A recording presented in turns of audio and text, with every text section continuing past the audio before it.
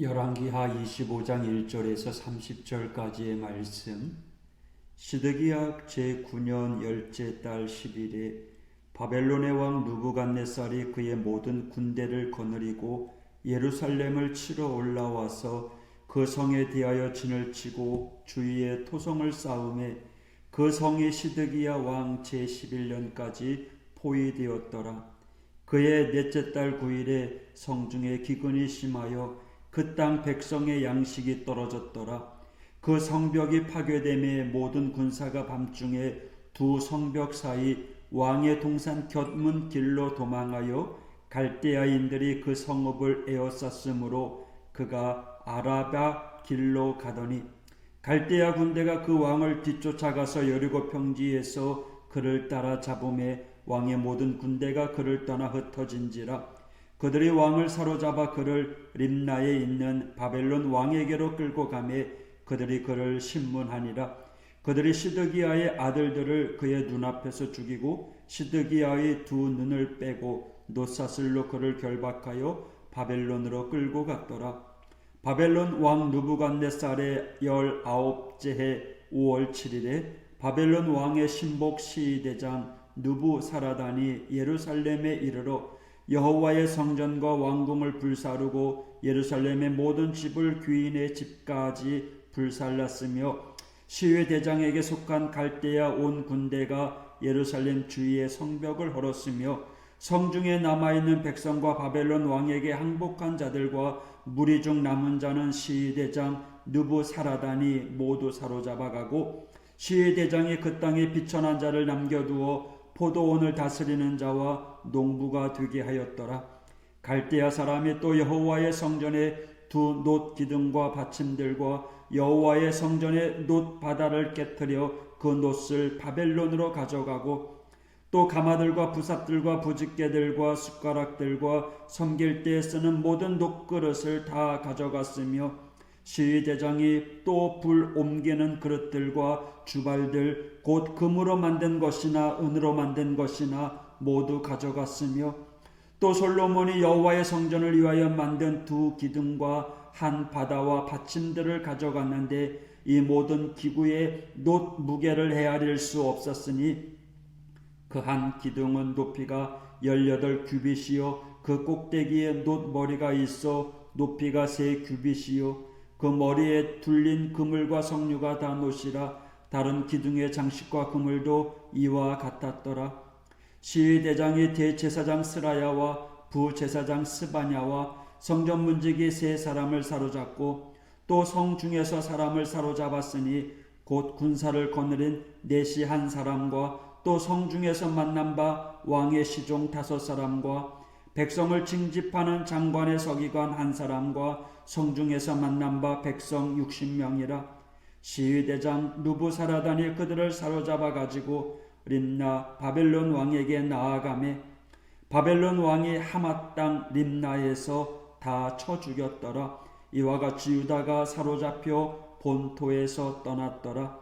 유다 땅에 머물러 있는 백성은 곧 바벨론 왕 느부갓네살이 남긴 자라 왕이 사반의 손자 아히감의 아들 그달리아가 관할하게 하였더라. 모든 군대 지휘관과 그를 따르는 자가 바벨론 왕이 그달리아를 지도자로 삼았다 함을 듣고 이에 느다니아의 아들 이스마엘과 가레아의 아들 요하난과 느도바 사람 단후мет의 아들 스라야와 마아가 사람의 아들 야사니야와 그를 따르는 사람이 모두 미스바로 가서 그달리아에게 나아가매 그달리아가 그들과 그를 따르는 군사들에게 맹세하여 이르되 너희는 갈대아인을 섬기기를 두려워하지 말고 이 땅에 살며 바벨론 왕을 섬기라. 그리하면 너희가 평안하리라 하니라. 7월에 왕족 엘리사마의 손자 느다니아의 아들 이스마엘이 부하 10명을 거느리고 와서 그달리아를 쳐서 죽이고 또 그와 함께 미스바에 있는 유다 사람과 갈대아 사람을 죽인지라. 노소를 막론하고 백성과 군대 장관들이 다 일어나서 애굽으로 갔으니 이는 갈대아 사람을 두려워함이었더라. 유다의 왕 여호야긴이 사로잡혀 간지 37년 곧 바벨론의 왕 에윌 무로닥이 즉위한 원년 12월 그달 27일에 유다의 왕 여호야긴을 옥에서 내놓아 그 머리를 들게 하고 그에게 좋게 말하고 그의 지위를 바벨론에 그와 함께 있는 모든 왕의 지위보다 높이고 그 죄수의 의복을 벗게 하고 그의 일평생에 항상 왕의 앞에서 양식을 먹게 하였고 그가 쓸 것은 날마다 왕에게서 받는 양이 있어서 종신토록 끊이지 아니하였더라. 아멘. 오늘 이 열왕기하 25장에 있는 말씀, 끝까지 사랑하시는 하나님이라고 하는 제목으로 함께 은혜를 나누려고 합니다. 우리나라 조선시대 제15대 왕은 광해군입니다. 광해군 시대에 조선을 둘러싸고 여진족이 세운 후금, 그리고 중국 명나라가 있었습니다. 당시 조선은 대대로 명나라를, 중국을 섬겼지만 여진족이 세운 후금이 세력이 강해지자 조선은 후금을 무시할 수 없게 되었습니다. 하지만 조선의 신하들은 명나라와의 관계를 우선시했습니다. 명나라와 후금 사이에 전쟁이 일어났는데 이때 명나라가 우리 조선에게 군사 지원을 요청합니다. 조선으로서는 명나라의 지원을 거절할 수는 없지만 후에 후금의 보복이 두려웠습니다. 외교 능력이 뛰어났던 광해군은 일단 명나라의 지원을 수락해서 군사를 보냅니다. 하지만 후금과의 싸움에서 항복을 선언합니다. 이렇게 광해군 시대의 조선은 후금과 명나라 사이에서 정치적인 입장을 잘 취해야 했습니다. 이스라엘의 마지막 왕이었던 시드기야도 마찬가지입니다. 이스라엘도 정치적으로 애굽과 바벨론 사이에 놓여 있었습니다. 정세는요 바벨론 쪽으로 흐르고 있는 상황이었습니다. 하지만 이스라엘은 그 내부에서는 친애굽 쪽으로 흐르는 경향이 있었던 거예요. 바벨론의 분위기가 점점 더 강대해졌지만 이스라엘은 어리석게도 친애굽 정책을 버리지 못한 거죠. 24장 20절에 시드기야가 바벨론 왕을 배반하니라고 이야기합니다. 이렇게 시드기야는 결국 친애굽 정책을 정하지만 결과는요 참담했습니다. 바벨론이 예루살렘을 공격한 거예요. 예루살렘은 고지대에 있어서 방어하기가 유리합니다. 그래서 바벨론은요 예루살렘 주위에 토성을 쌓습니다. 그리고 예루살렘을 완전히 고립시켜 그래서 꼼짝 못하게 합니다. 결국 바벨론은 예루살렘 북쪽을 뚫고 들어갑니다. 그리고 그 안에 있던 시드기야 왕은 붙잡힙니다. 바벨론의 보복은 아주 참혹했습니다. 성전, 왕궁에 있는 가구들 모두 빼앗고 또 건물들을 불태워버립니다. 그리고 친애국 정책에 관여했던 신하들을 붙잡아 처형시킵니다. 모든 것이 와해되었을 때 그달리아가 총독이 되어서 이스라엘을 임시적으로 다스렸습니다. 하지만 그달리아의 모습을 못마땅하게 여겼던 왕족들이 그달리아와 그 세력들을 제거합니다. 이런 이스라엘의 모습, 일반적인 국가와 별 다를 바 없죠. 이스라엘이 정치적으로 커다란 혼란을 겪고 있는 장면이지만 일반적인 국가가 겪는 그러한 혼란과 크게 다를 바 없습니다. 이것이 무엇을 가리키는 걸까요? 지금 이스라엘은요 하나님과 상관없는 나라가 되어버렸다라는 거죠. 하나님이 세우시고 하나님이 다스리는 나라와는 거리가 먼 나라가 된 거예요. 이스라엘은 지금 하나님의 보호를 받지 못하는 상태는 물론이거니와 어떤 외교적인 정책도 펼 수 없는 그러한 지혜조차도 없는 상태입니다. 정말로 힘도 없고 어리석은 모습이었던 거죠. 그대로 놔둬도 결국 멸망할 수밖에 없는 상태입니다. 그런데 말이죠, 여러분, 하나님께서 이런 이스라엘을 포기하지 않으셨다는 거예요. 이스라엘을 여전히 붙드시고 이스라엘을 여전히 사랑하고 계신다는 거예요.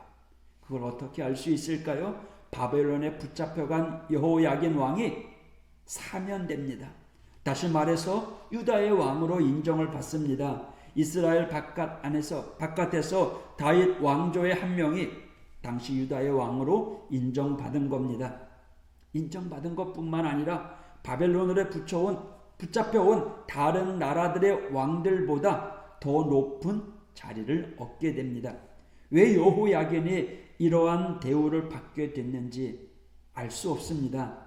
하지만 성경은 말하기를 하나님께서 여호야긴을 다시 돌보시기 시작했다라고 이야기합니다. 겉모습은 여호야긴을 돌보는 것 같지만 실상 하나님께서는 다시금 이스라엘을 회복시키기 위한 준비를 하고 계셨던 거죠. 멸망할 수밖에 없는 이스라엘, 하지만 하나님은 여전히 그들을 사랑하셔서 다시 일으키시겠다라는 거예요. 왕이 아무리 노력해도 변하지 않았던 그 이스라엘, 정세를 파악하기 어려울 정도로 어리석었던 이스라엘, 정치적으로 혼란한 시기 속에서도 자기 안위와 혈통만 중요시 여겼던 그 이스라엘, 이러한 이스라엘이었지만 하나님께서는 여전히 그들과 함께 하시고 그들을 사랑하시고 다시 하나님의 나라로 설 수 있도록 하나님께서 역사하신다는 거예요. 이스라엘 백성은 이런 왕들의 역사를 읽으면서 무슨 생각을 했을까요? 열왕기상, 열왕기하를 읽었어요. 우리가 읽으면서 무슨 생각이 드십니까? 하나님은 이스라엘을 끝까지 버리지 않으셨다라고 생각되어집니다. 때로는 우상을 섬기고 악의 길로 가서 하나님에게 벌을 받기도 했지만 이스라엘이 멸망할 때까지는 몰랐는데 사실 하나님께서 끝까지 붙들고 계셨구나라는 걸 알게 됩니다. 아마 이스라엘의 후손들도 그것을 깨달았을 거예요. 단지 우리가 욕심이 많고 눈이 어두워서 하나님의 은혜를 깨닫지 못했구나라는 거죠. 우리는 어떻습니까? 여러분 어떻습니까? 우리를 붙잡고 있는 하나님이 느껴지십니까? 하나님의 나를 이렇게 붙들고 계시는구나. 하나님이 여전히 나를 사랑하시는구나. 여러분, 아는 것과 느끼는 것은 다른 것입니다. 머릿속으로 아는 것이 중요한 게 아니라 정말 가슴으로 느껴져서 그 은혜에 감사하며 살아가는 성도가 되어야 됩니다. 그 은혜가, 그 사랑이 오늘 환난 가운데서 우리의 믿음 흔들리지 않도록 붙잡아주는 원동력이 됩니다. 여러분, 하나님의 그 은혜를 느끼시기 바랍니다. 하지만 우리는 그것을 경험하거나 만족하기 어려울지라도 그래도 이 약속의 말씀을 붙잡고 하나님이 우리와 함께 하신다는 그 경험을 하시기를 주님의 이름으로 부탁드립니다. 그것을 우리는 가르쳐서 은혜라고 이야기하죠. 하나님의 은혜. 우리가 기도하는 이 자리, 또 우리의 소원을 아뢰는 이 자리, 단지 문제 해결 받기 위해서뿐만 아니라 하나님의 나를 여전히 사랑하신다는 그 사실을 깨닫고 오늘도 그 은혜 감사하면서 헛된 길로 가는 것이 아니라 주님의 은혜 보좌 앞으로 나아가는 우리 믿음의 성도가 되어야 할 것입니다. 그리고 그 경험이 우리를 다시 일어나게 하고 우리로 하여금 다시금 새롭게 사명 감당할 수 있도록 도와주시는 줄 믿습니다. 오늘 이 아침에도 여전히 우리를 사랑하시는 그 하나님을 붙잡고 그 하나님을 의지하며 이 하루도 사명 감당하는 우리 모두가 되기를 주님의 이름으로 축복합니다. 할렐루야. 기도하겠습니다. 전능하신 하나님 감사합니다. 이스라엘의 지도자였던 왕들이 하나님을 섬기지 아니하고 악의 길로 여전히 가고 결국은 멸망했지만 그럼에도 불구하고 하나님은 이스라엘을 사랑하시고 구원의 계획을 펴신다는 사실을 우리가 말씀을 통해서 읽습니다. 여전히 우리를 사랑하시고 우리와 함께 하시는 좋으신 하나님, 우리가 때로는 하나님 말씀에 온전히 순종하지 못하고 세상 길로 나간다고 할지라도 그래도 여전히 우리를 붙잡고 계시는 하나님임을 믿습니다. 오늘도 그 은혜를 생각하며 감사하며 오늘도 내게 주신 하나님의 말씀 붙잡고 사명의 길을 가는 우리 믿음의 성도들 될 수 있도록 인도하여 주시옵소서. 이 아침에 주님 앞에 내어놓는 우리의 기도의 제목들, 우리를 붙드시고 우리를 끝까지 사랑하시는 그 하나님을 경험케 하시고 오늘도 그 은혜 감사하며 살아가는 축복의 하루가 되게 하여 주시옵소서. 주님, 우리의 악함을 붙잡아 주시옵소서. 주님, 우리의 기도의 제목, 우리의 문제를 들어 응답하여 주시옵소서. 오늘도 주님을 찬양합니다. 주님 영광 받아 주시옵소서. 예수님 이름으로 간구하며 기도했습니다.